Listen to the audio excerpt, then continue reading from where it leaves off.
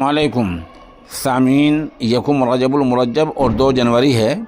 ख़बर का उन्वान है नए साल का जश्न मनाते मनाते श्याम कुमार मौत के मुंह में चला गया।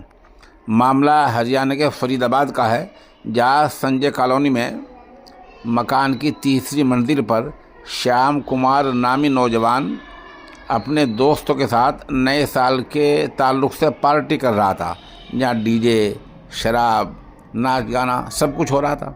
यार दोस्त थे।